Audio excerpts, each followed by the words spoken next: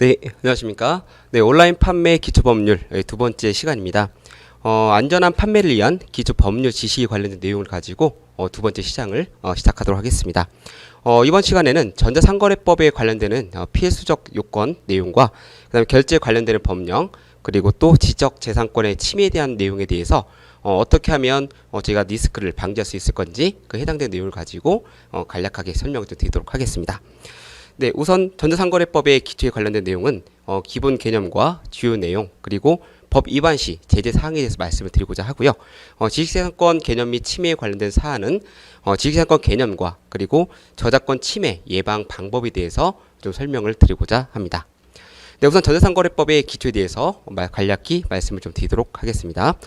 해당되는 이 교육에 대한 부분 자체는 아무래도 저희가 많이 접해볼 수 있는 그런 내용들은 아니었을 겁니다. 일반적으로 우리가 상거래에 관련되는 부분들은 상법이라고 하는 걸 가지고서 제가 법률을 활용하고 있고 또 손해배상 관련되는 부분 자체는 민법이라고 하는 것을 다루고 있는데요. 이 전자상거래는 말 그대로 인터넷 쇼핑몰 말 그대로 우리가 전자적으로 상거래를 했을 때 관련되는 법률을 기반하고 있다라는 것이 포인트가 되는 부분입니다. 즉 상법상에 나와 있는 상거래에 관련되는 부분과 전자상거래에 나오는 이 상법에 관련 내용이 조금 다르다는 점, 이 점을 조금 생각해 보시면서 들어주시면 좋을 것 같습니다. 네, 우선 전자상거래라고 하는 정의는요. 재화 또는 용 역시 거래상 그 전부 또는 일부가 전자문서에 의하여 처리되는 방법으로 이루어지는 상행위다라고 규정하고 있습니다. 즉 또 주문 결제 이행 단계 중에 하나의 단계에서 전자문서가 활용될 경우 전자상거래로 성립이 된다라고 되어져 있는데요. 앞서 설명드렸던 것처럼 사람과 사람의 얼굴, 대면을 하는 것이 아니라 그냥 우리가 인터넷, 내 손가락 하나 클릭하는 것으로 비대면으로 활성화되어져 있는 것이 전자상거래라고 표현이 될 수 있는 거고 해당되는 이 용어 안에 보시게 되면 전자문서라고 되어져 있는 것이 있었을 겁니다. 이 전자문서는요. 컴퓨터 등 정보 처리 시스템에 의하여 전자적 형태로 작성이 되어지는 것을 기반으로 송신과 수신 또는 저장된 정보를 말하게 되는 부분입니다. 즉 내가 클릭을 해서 저장을 해서 결제까지 이루어지는 부분들 이 부분이 저희가 얘기하는 전자문서화 되었다라고 표현하는 것이기 때문에 전자상거래는 전자문서를 중심으로 계약이 이루어지고 또 철회도 하는 이런 요소가 있다라는 점, 이 점만 좀 기억을 해주시면 좋을 것 같습니다. 자, 다음은 또 통신 판매에 대한 개념 정의가 되어져 있는데요.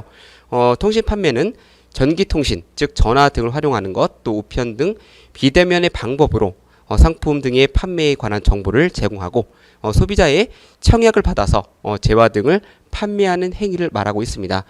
통신 판매에 관련되는 예시로서는 인터넷 쇼핑, 그 다음에 TV 홈쇼핑, 카탈로그 쇼핑, 그 다음에 성인 사이트, 인터넷 어학원, 인터넷 게임 등을 저희가 통신 판매업의 사례로 들 수가 있습니다.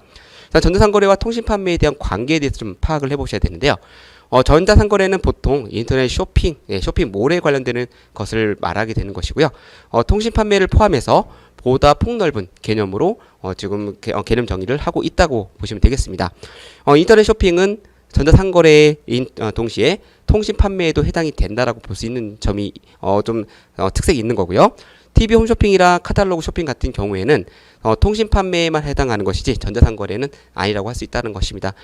전체적으로 아시겠지만 전자상거래라 표현한다면 전자상거래는 좀 포괄적 개념으로 통신 판매업까지 다 아우르는 것이다 볼 수 있는 것이고 통신 판매는 딱 말해서 전자상거래적 요소가 아닌 우리가 TV 홈쇼핑이라든가 카탈로그를 이용해 가지고 물건을 주고 서로 간에 판매하는 그런 내용들을 기반으로 하고 있다라는 정도로 좀 해석을 하시면 되시겠습니다. 전자상거래 범위에 관련되는 부분은요. 전자거래에 관련되는 부분, 그다음 또 인터넷 거래에 관련되는 부분, 그다음 통신 판매, 디지털 상품 거래 이게 총 4가지로 좀 저희가 분리해서 살펴볼 수가 있습니다. 해당된 내용에 대해서는 공정거래위원회에서 규정하고 있는 전자상거래 형태와 범위라고 말씀드릴 수 있습니다. 그럼 전자상거래를 규제하는 이유는 무엇인가? 네, 우리가 일반적으로 배웠을 때는 거래 자유의 원칙에 의해서 우리가 물건 서로 팔거나 하면 이것으로 그냥 끝나는 거지 왜 정부가 간섭을 하는지 규제를 하는지에 대해서 의아점을 가지고 계시는 경우도 분명히 있을 까 생각을 합니다. 여기 보시는 것처럼 우선 비대면과 비접촉 원격 거래를 통해서 거래가 이루어지다 보니까 분쟁이 발생할 수 있는 여지가 상당히 많이 있고요. 그 다음에 전자문서를 통해서 조작을 하거나 이를 통해 가지고 책임에 대한 소재에 대해서 좀 여러 가지의 리스크가 발생하는 것이 좀 상당히 많은 문제점으로 제기가 되고 있었던 부분이 있었습니다.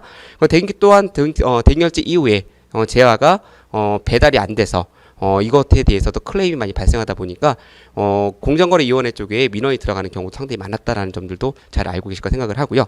또 특히 개인정보 보호가 비대면으로 이루어지다 보니까 개인정보에 따른 노출과 그다음에 또 신분 도용에 대한 우려가 발생함에 따라서 이를 약자 보호를 위한 원칙을 삼아서 전자상거래 소비자보호법이라고 하는 것이 만들어지게 된 거고요.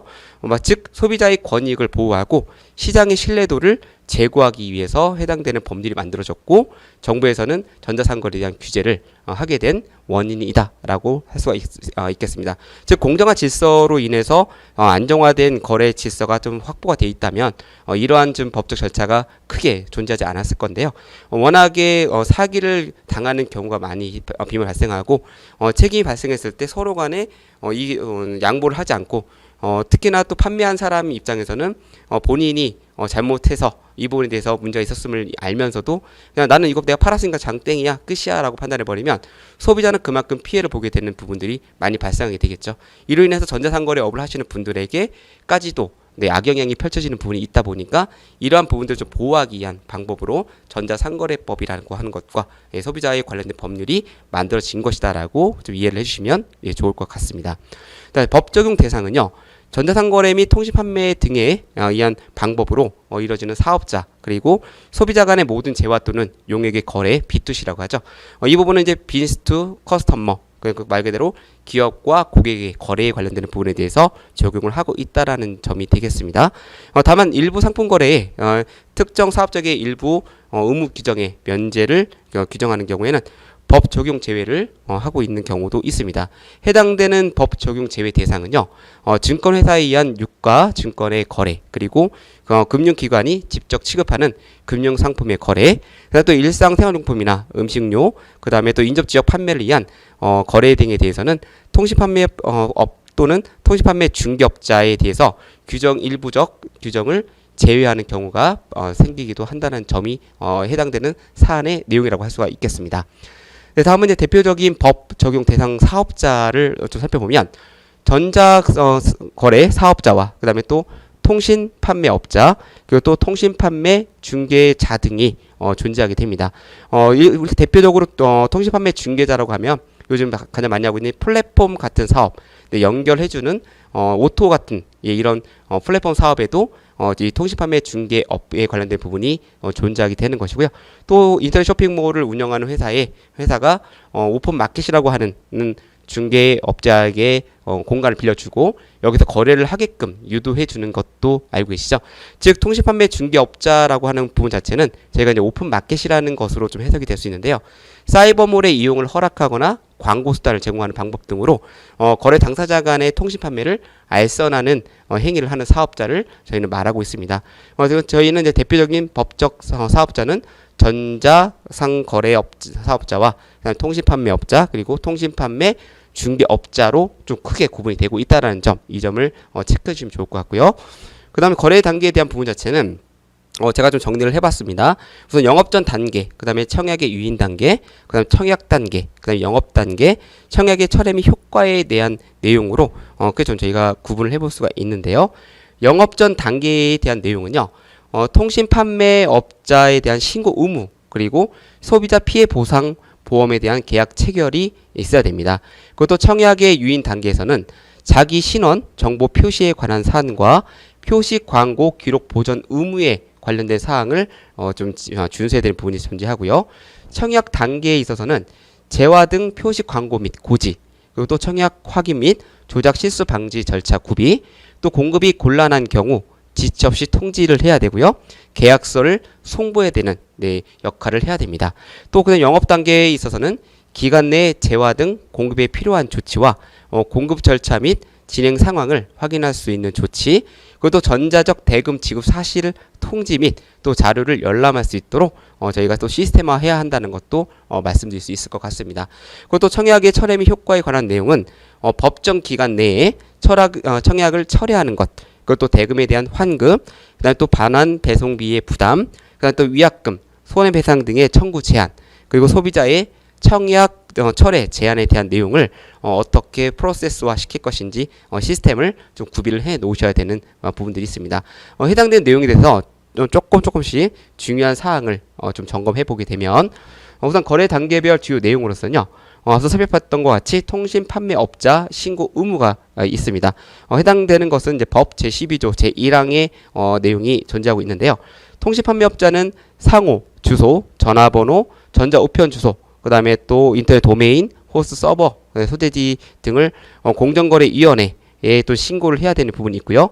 요즘 통신 판매업자 신고는 사업자 등록과는 다르기 때문에 사업자 등록 같은 경우에는 관할 세무서를 찾아가셔서 하는 거지만 통신 판매업자에 대한 신고는 해당되는 구청으로 방문을 하셔서 통신 판매업 등록을 하신 후에 우리가 전자상거래업, 통신 판매업을 할 수 있도록 규정화하고 있다는 점을 꼭 기억해 두셔야 되겠습니다.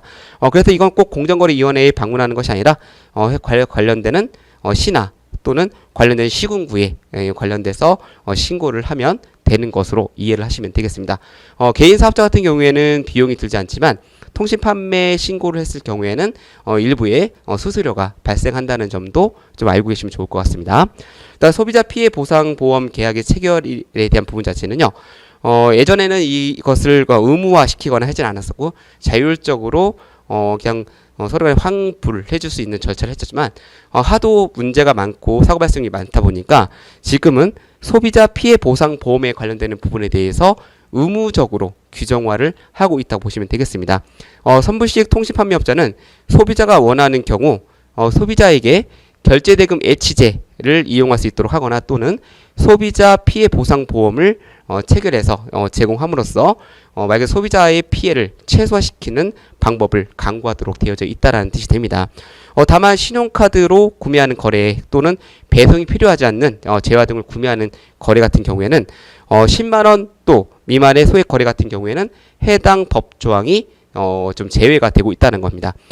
즉 소비자 피해 보상보험이라든가 에스크로제 관련된 부분 자체는 저희가 10만원 미만인 경우에는 해당되는 법적 규정은 없다라는 것을 이해를 하시고 직접적인 배송이 필요하지 않고 그냥 다운받거나 즉 게임이라든가 인터넷 학원 수강 같은 경우에는 저희가 어떤 배송을 하는 게 아니라 인터넷상에서 그대로 유지가 되는 부분이기 때문에 이러한 경우에도 그리고 또 신용카드를 구매하는 거래에 관련되는 부분에 대한 것도 저희는 해당되는 소비자 피해 보상보험이라든가 또는 결제대금 애치제에 관련되는 부분을 해당되지 않고 적용해서 예외할 수 있다라는 점, 이 점을 꼭 체크를 해놓으시길 바랍니다.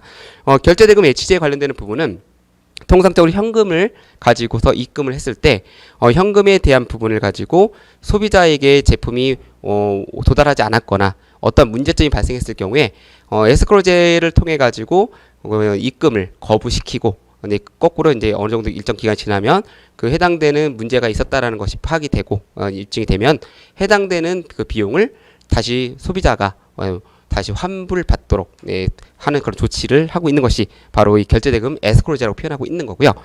소비자 피해 보상 보험에 관련되는 것은 소비자가 통신 판매업자에게 대부분을 결제했으나 뭐 상품에 대한 부분을 배송받지 못했거나 피해 등을 입은 경우에는 해당되는 이 보상 보험을 가지고서 우리가 피해에 대한 보상금을 좀 청구해서 받을 수 있는 그런 보험 제도라고 이해를 해주시면 좋을 것 같습니다. 오늘 다른 건 잊어버리시더라도 통신 판매업자 신고에 관련되는 부분과 소비자 피해 보상보험에 관련된 내용에 대해서는 좀 잘 이해를 하고 계셔야 된다는 점 꼭 기억을 해두시기를 당부드립니다. 다음은 이제 거래 단계별 주요 내용에 대한 내용은 청약의 유인 단계로서요. 자기 신원 정보 표시입니다. 이 해당되는 내용은요. 사이버몰 그 운영자는 소비자가 사업자의 신원 등에 관해서 쉽게 알 수 있도록 상호 및 대표자 또 성명 관련되는 부분, 사업자 등록번호, 그리고 우리가 어떤 통신 번호가 있다라는 거에 대해서 우리가 어떻게 하기로 했죠? 메인 화면에다가 기재를 해놓게끔 제시를 하도록 되어져 있습니다. 이건 저희가 첫 시간에 설명드렸던 메인 화면을 좀 기억을 해보시면 그 내용 상에 초기 화면에다가 표시를 해놨던 그 내용에 대해서 저희는 자기 신원 표시라고 제공하고 있습니다. 자, 그리고 또 통신 판매에 관련되는 것에 대해서는 표시 광고에 행하는 경우 일반적으로 통신판 신고 번호에 대해서도 지금 통신 판매에 대한 신원을 표시하도록 규정화되어 있는 법적 규정에 따라서 메인 화면에다가 정보를 제시할 수 있도록 표시해 놓게 된다는 점, 네, 다 기억하고 계시겠죠? 자, 그리고 또 표시 광고의 기본적 보존 의무가 존재하게 되는데요. 사업자는 전자상거래 및 통신판매에서 표시, 광고, 계약 내용 등 그 이행 등에 대한 거래에 대한 사항을 상당 기간 또 보관하도록 되어 있었죠. 해당된 내용에 대해서는 저희가 앞서 배웠던 내용 중에 개인정보 처리 방침안에서 표시 광고에 대한 부분 자체는 6개월 정도, 또 어떤 분쟁적 부분에 있을 경우에는 5년까지 보관해 둬야 한다라는 내용 배웠던 것 기억나실 겁니다. 해당되는 내용이 바로 이 안에 존재하게 되는 규정이라고 할 수가 있겠습니다. 네, 다음은 청약 단계에서의 주요 내용입니다. 제야 등에 대한 사항의 표시 광고 및 고지에 관련된 사안인데요. 소비자가 계약 체결 전에 제야 등에 대한 거래 조건을 정확하게 이해하고 실손 착오 없이 거래할 수 있도록 명확하게 표시와 광고를 할 수 있도록 지금 명확한 명문 규정을 제안한 것이다라고 보시면 되는 거고요. 청약 확인 및 조작 방법에 대한 실수를 통해서 적절한 절차의 구비를 또 하도록 규정화시키고 있습니다. 통신판매업자는 소비자로부터 제야 등의 거래에 관한 청약을 받은 경우 소비자의 조작 실수로 인해서 피해 예방을 위해서 청약 의사표시의 수신 확인 및 거래대금의 부과 시점 및 또는 계약 체결 전에 소비자가 청약의 내용을 확인하고 정적 또는 취소할 수 있도록 적절한 절차를 갖출 수 있도록 규정화시키고 있습니다. 또 청약받은 재화 등의 공급이 곤란한 경우 지체 없이 통지를 해야 된다는 부분이 있는 거죠. 말 그대로 우리가 어떤 해당되는 제품이 있는데 이 제품을 공급할 수 없는 상황이 왔다고 한다면 이것을 소비자가 기다리도록 하는 것이 아니라 해당되는 제품에 대해서는 공급이 어려운 상황이기 때문에 자동적으로 우리가 청약 철회를 하겠다라는 메시지를 보내라고 하는 겁니다. 요즘 여러분들 많이 활용하고 계시는 마켓컬리라든가 뭐 이게 보시면은 그 안에서 딱 어느 정도 좀 기간이 지나서 하루나 또 그 전날 바로 어떻게 나오냐면 이거는 좀 우리가 공급하기 어렵기 때문에 철회를 완료하였습니다. 이에 대해 양해 바랍니다. 이런 거 받아보신 경험도 있으시죠? 그 내용에 부각되는 내용이라고 보시면 되겠습니다. 자, 그럼 계약서의 송부에 관련된 부분은요. 통신판매업자는 계약을 체결한 소비자에게 계약 내용에 대한 서면을 제야 등을 공급할 때까지 교부를 하도록 하고 있습니다. 즉 소비자와 우리와의 계약 관계가 어떠한 것이 있는지에 대해서 너는 어떠한 것을 구매하게 되었고 계약 금액은 얼마 정도 되고 우리가 언제까지 배송하겠다라는 내용에 대한 취지가 좀 있는 전자문서를 좀 포함해서 제시를 하도록 되어 있는데요. 이는 이메일 또는 또 문자 메시지를 통해서도 우리가 서면으로 제공하는 그런 프로세스를 활용할 수 있다는 점, 이걸 좀 기억해 두시면 좋을 것 같습니다. 자, 영업 단계에서는 기간 내 재화 등의 공급에 필요한 조치, 소비자가 청약을 한 날로부터 7일 이내 재화 등 공급에 필요한 조치를 취해야 되고요. 별도의 약정이 있는 경우에는 좀 제외를 하고 있습니다. 근데 공급에 필요한 조치가 반드시 그 기간 내에 공급이 완료되어야 한다라는 그런 의미가 아니고요. 출고나 배송 등 공급을 위하여 필요한 조치를 하여야 한다라는 의미로 해석되고 있다라는 점을 말씀드릴 수 있을 것 같습니다. 즉 공급에 필요한 조치라는 것은 공급이 완료가 아니라 배송 절차, 우리가 배송을 보냈다라고 하면은 저희가 할 수 있는 최대한의 조치는 완료한 것이다라고 해석될 수 있다라는 점입니다. 자, 그리고 또 공급 절차 및 진행 상황을 확인할 수 있는 조치로서 우리가 진행 상황에 대해서 파악할 수 있도록 저희가 문자로서 현재 어디까지 배송이 됐다 이런 것들 안내하는 것들이죠. 그런 안내 메시지 관련된 부분들에 대한 시스템, 프로세스를 말씀드리게 되는 부분이고요. 또 전자적 대금 지급 사실에 대한 통지 및 자료 열람에 관련된 사항에 대해서는 전자문서의 송신 등 소비자에게 그 사실을 통보하고요. 언제든지 소비자에게 전자적 대금 지급과 관련한 자료를 열람할 수 있도록 조치를 해야 한다라는 내용으로 좀 해석되고 있습니다. 네, 다음은 청약 철회 및 효과에 관련된 내용으로서는 법정 기간 내에 청약 철회를 하는 경우 소비자는 계약 서면을 교부받는 날로부터 7일 이내에 청약을 철회할 수 있도록 법적 규정화를 하고 있습니다. 다만 재화 등의 표시나 광고 등 허위적 내용이 있을 경우에는 우리가 그 사실을 알게 된 날로부터 30일 이내에 청약 등을 철회할 수 있도록 법적 규정을 하고 있다라는 거고요. 공급 시기 등과 관련해서 다툼이 발생했을 경우에는 과거에는 소비자가 입증 책임을 해야 됐지만 지금은 통신 판매업자가 입증에 대한 책임을 가지고 있다라는 것을 꼭 기억해 두시길 바랍니다. 그리고 또 반환 배송비의 부담에 관한 사항은 소비자의 변심에 의한 청약 철회의 경우에는 비용은 소비자가 부담을 하게 되는 부분이고요.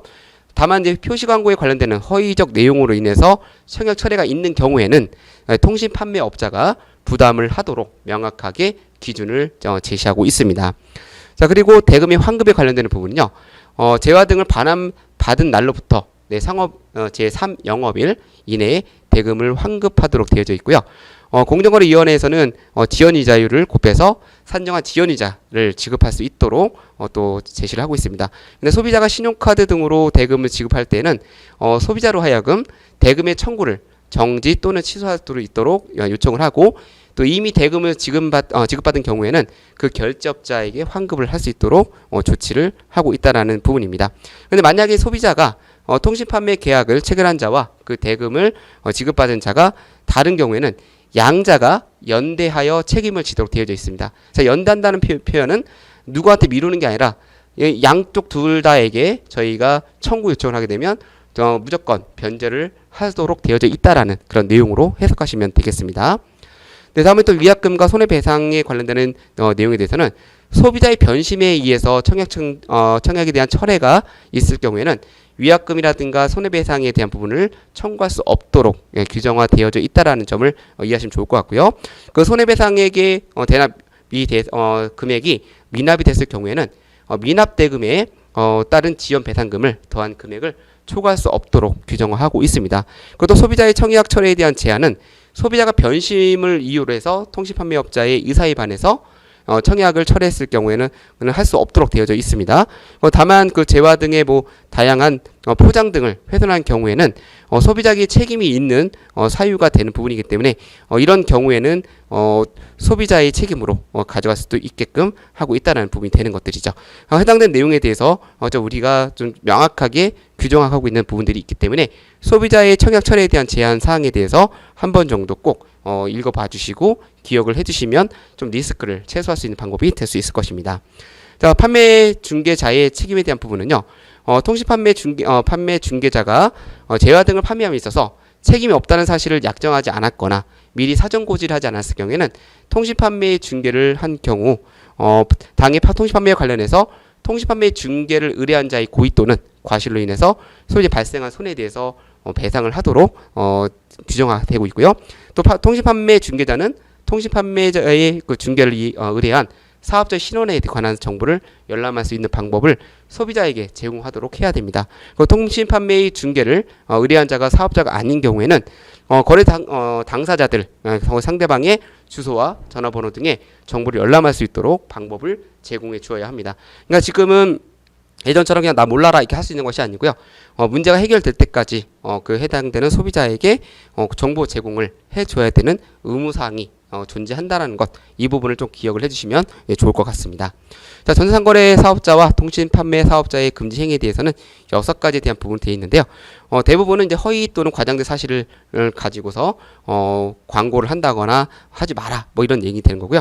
또 주소나 전화번호, 인터넷 도메인 등을 임의적으로 변경할 수 없다라는 것, 그리고 또 설비 부족 등을 통해서 상당 기간 방치로 소비자에게 피해가 발생하지 않도록 해야 한다라는 점들, 각각의 여러 가지의 금지 조항의 행위가 있기 때문에 해당되는 내용들에 대해서도 한 번 정도 좀 파악을 하고 이해를 해 놓으시면 좋을 것 같다는 생각이 듭니다.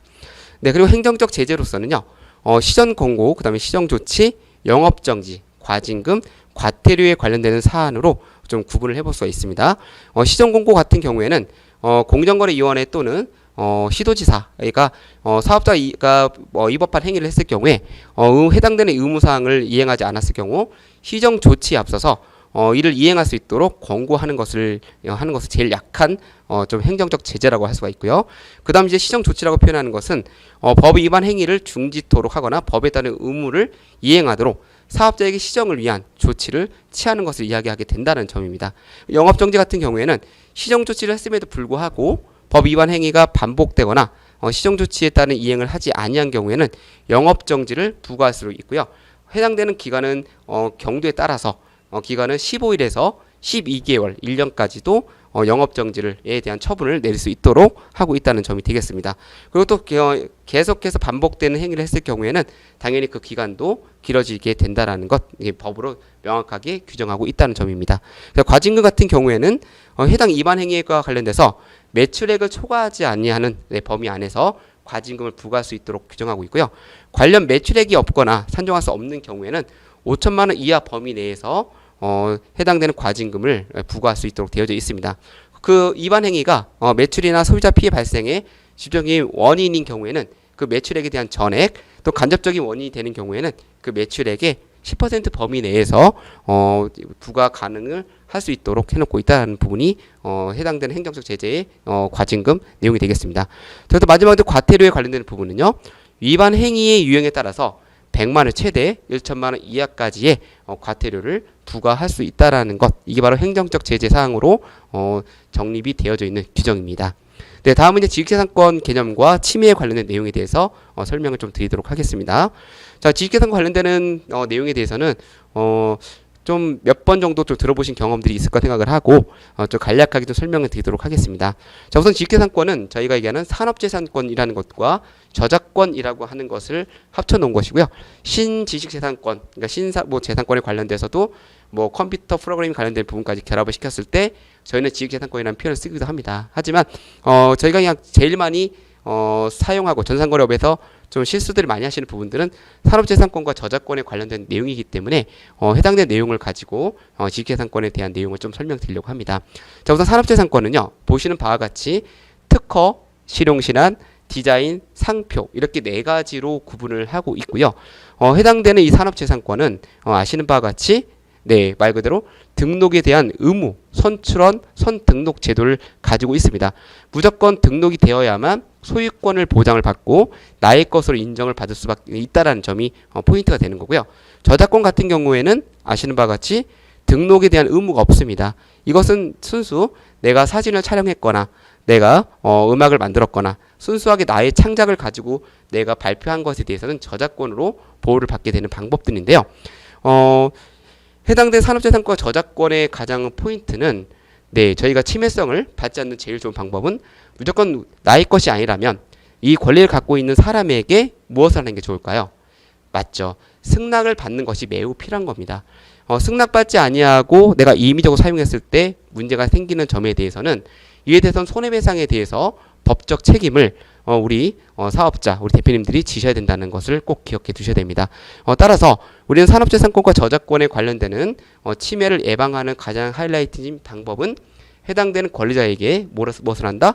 서면을 통해서 라이센싱 계약을 한다거나 아니면 해당되는 기술에 대한 기술 이전을 받는 방법을 강구하는 것도 매우 중요한 포인트가 된다는 점입니다. 근데 여기 밑에 보면 나이라고 써 있는 부분이 있는데요. 나이 관련된 부분은요. 이런 겁니다. 내가 침해에 대한 부분으로 해당이 되는지 안 되는지를 살펴보기 위해서는 저희가 선행기술 조사를 해봤을 때 특허 같은 경우에는 우리가 등록된 날을 기점으로 출원일로부터 20년이 넘어간 경우에는 이때 누구나 다 사용할 수 있도록 공개를 하는 겁니다. 20년 이내에 있는 경우에는 이때 우리가 잘못 사용했을 경우에는 침해로 들어갈 수 있다라는 것에 대해서 말씀드릴 수 있을 것 같고요. 실용신안 같은 경우에는 등록된 날을 기점으로 출원일로부터 10년간 보호를 해줍니다. 그럼 10년이 넘어간 상태이면 공개가 돼서 누구나 쓸 수 있지만 그렇지 않을 경우에는 침해가 될 수 있는 요지가 있다라는 거, 이 부분을 기억해 두시고요. 디자인 같은 경우에는 등록된 날로부터 어떻게 되는 거죠? 20년간입니다. 20년이 끝났다. 그럼 공개가 되는 거고 20년 안에 있다고 한다면 이것도 침해에 대한 주장이 있을 경우에 저희가 문제가 있었을 경우에는 손해배상을 해야 되는 그런 사유가 발생한다는 점이고요. 상표 같은 경우에는 좀 특이합니다. 상표는 저희가 우선은 등록된 날로부터 10년간 보호를 하고 계속해서 내가 갱신을 내게 되면 반영구적으로 사용하게 되는 부분입니다. 근데 저작권 같은 경우에 저희가 전자상거래업에서 많이 문제가 발생하는 부분인데 저작권 같은 경우에는 우선 저작권자 살아있는 동안은 무조건 저작권자는 저작자에게 있는 거고요. 저작자가 만약에 사망을 했다. 그러면 사망한 익년도, 해당 연도가 아닙니다. 익년도부터 70년간 보호를 받게 된다는 점이 해당되는 사항의 포인트가 되는 부분입니다. 자, 저작권에 대한 종류를 좀 살펴보게 되면 이 C라고 되어 있는 건 카피라이터에 관련되는 부분, 저작권이 있다라는 의미. 요즘 홈페이지 같은 데 보면은 동그라미 C 이렇게 해놓으신 거 아마 보셨을 겁니다. 그 부분이 바로 저작권에 관련되는 내용이다라고 이해를 하시면 되고요. CC 제로, 크리에이티브 커먼 제로라고 표현하는데 이거는 완전 개방형 저작권입니다. 혹시 표시상에 크리에이티브 커먼 그다음에 제로라고 되어 있는 CC5라고 되어 있으면 이거는 어떻게 쓰든 간에 상관이 없다라는 것으로 이해를 하시면 되는 거고요. CCL이라고 표현하는 것, 이게 되게 중요한 부분인데요. CCL은 크리에이티브 커먼 라이센스입니다. 무료이긴 하지만 저작권자의 조건에 따라서 제한이 있는 저작권이고요. 위반 시에는 침해에 대한 주장을 해서 손해배상을 청구하는 그런 사례가 상당히 많이 발생하고 있습니다. 이에 관련돼서 CCL에 대한 좀 이해와 침해 예방에 대한 방법을 좀 말씀드리자면 CCL 라이센스 용어에 대한 부분으로 사람이 서 있죠. 네, 바로 BY 네, 돼 있는 부분 자체는 저작자를 표시 무조건 하라고 돼 있는 거고 CCL은 무조건 저작자 표시를 법적으로 하게끔 규정하고 있습니다. 그리고 달러 표시에 슬롯이 돼 있는 부분 자체에 X에 있는 거죠. 이거는 바로 비영리를 추구해야 된다. 만약에 이게 슬러시가 아니라 만약에 달러가 돼 있다고 했을 경우에는 이건 영리를 추구해도 될 수 있다라는 내용으로 확인하시면 되는 거고요. 그 다음에 는 되죠. 이거는 같다, 변경을 금지를 시킨다라는 의미를 부여하고 그 다음 마지막에 있는 SA를 표현하는 것은 동일 조건 하에서 변경을 일부 허락한다라는 의미를 부여하고 있습니다. 그럼 저희가 지금 밑에 있는 두 번째 CC에 되어 있는 것은 바로 말씀드렸던 크리에이티브 커먼 라이센스에 관련된 부분이고요. 사람이 한 명 서 있죠. 이거는 저작자를 표시를 무조건 하라는 거고 그 옆에 달러 NC라고 되어져 있는 부분 자체가 바로 뭐가 되는 거죠? 네, 비영리를 추구한다 이렇게 표시하는 겁니다.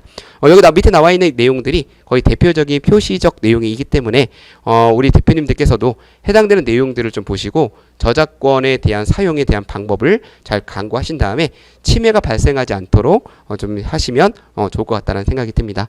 오늘 제가 이제 강의 준비한 건 여기까지고요.